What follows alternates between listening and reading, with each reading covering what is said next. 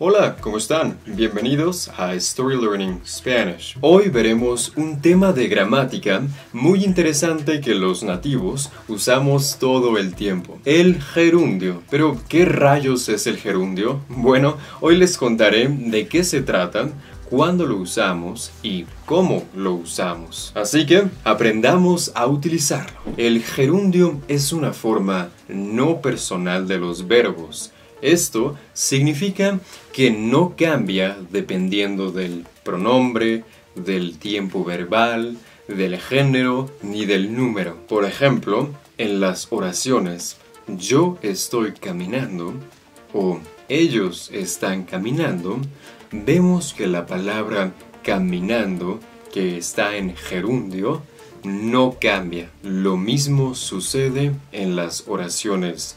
Él estará comiendo y nosotros estábamos comiendo.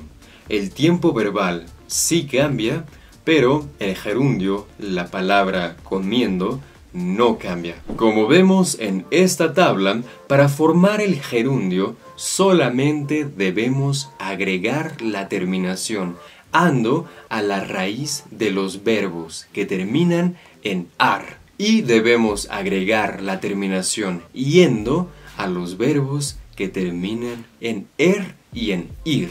Ahora veamos lo más complicado de muchos temas al aprender idiomas, las excepciones. Desafortunadamente, hay muchas excepciones que tendremos que aprender de memoria poco a poco. Por ejemplo, en los verbos que terminan en ir y en er, pero su raíz termina en una vocal, cambiaremos la terminación yendo por yendo con una y o y. Por ejemplo, el gerundio del verbo leer es leyendo, el gerundio del verbo ir es yendo y el gerundio del verbo traer es trayendo. Pero bien, ahora que sabemos cómo se forma, veamos uno de los principales usos del gerundio en español, los tiempos continuos. Para expresar una acción que ocurre en el momento en el que hablamos, que está aún en proceso, usamos el verbo estar conjugado más el gerundio del segundo verbo. Para iniciar a entender mejor, veamos algunos ejemplos. Mi amigo está cocinando hamburguesas. Estoy viendo videos en YouTube. ¿Qué estás diciendo? ¿Reconoces esto? Probablemente lo has visto o escuchado en algunas frases. De nuevo, usamos esto cuando hablamos de acciones en curso, de acciones en progreso. Entonces, para formar, por ejemplo, el presente continuo, deberemos solamente conjugar el verbo estar y añadir el siguiente verbo en gerundio, así como lo podemos ver en esta tabla. Es muy importante recordar dos cosas. 1. El gerundio nunca cambia.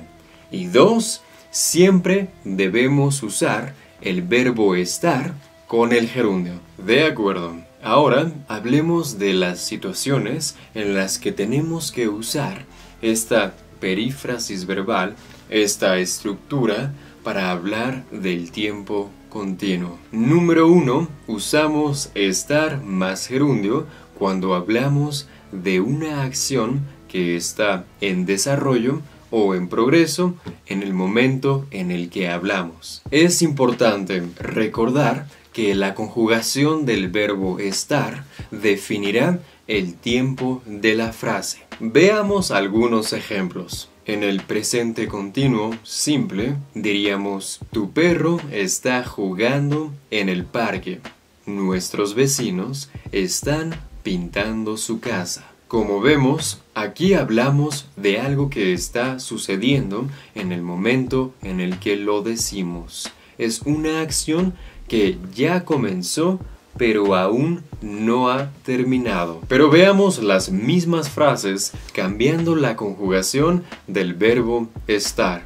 Tu perro estuvo jugando en el parque. Nuestros vecinos estuvieron pintando su casa. Ahora, como el verbo estar está en pasado, estamos hablando de una acción que en el pasado estaba en progreso, pero ya no más. También podemos cambiar el verbo estar al tiempo futuro. Por ejemplo, tu perro estará jugando en el parque. En este caso, hablamos de una acción que en el futuro estará en progreso, pero todavía no ha iniciado. Entonces, recordemos que el verbo estar determina el momento en el que la acción está en progreso. Situación número 2. Usamos el verbo estar seguido del gerundio para hablar de acciones que suceden reiteradamente. Veamos un par de ejemplos. Ella siempre está hablando mal de su hermano. Todo el tiempo estoy escuchando música.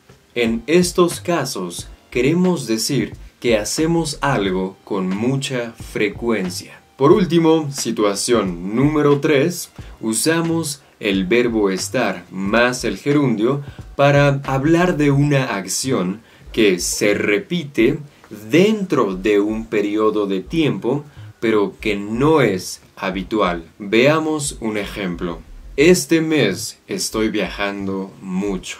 En este caso, definimos el periodo de tiempo en el que se repite la acción. Esto significa que este mes viajo mucho, pero esto probablemente no se repita en el futuro en otros meses. Veamos ahora qué sucede con los pronombres reflexivos. Funcionan de la misma forma, pero hay dos maneras en las que podemos usar estos pronombres reflexivos. Podemos poner el pronombre reflexivo antes del verbo estar, o también podemos unirlo con el gerundio al final del verbo. Por ejemplo, ella me está hablando. Ella está hablándome. Ambas frases significan exactamente lo mismo, simplemente son dos maneras distintas de decirlo. Veamos un ejemplo más. Tú me estás escuchando. Tú estás escuchándome. También podemos notar que cuando usamos el pronombre reflexivo con el gerundio al final del verbo, debemos agregar un acento a la tercera sílaba de derecha a izquierda. Esta tal vez es una regla un poco complicada de recordar, pero la debemos usar cuando usamos el gerundio y los pronombres reflexivos de esta manera. Bien, espero haber ayudado a aclarar mucho más este tema. Si tienen alguna pregunta o comentario, escriban aquí abajo en los comentarios y con gusto les ayudamos. Gracias por ver este video y nos vemos en una próxima historia o un próximo video de gramática de Story Learning Spanish. Hasta pronto, chao.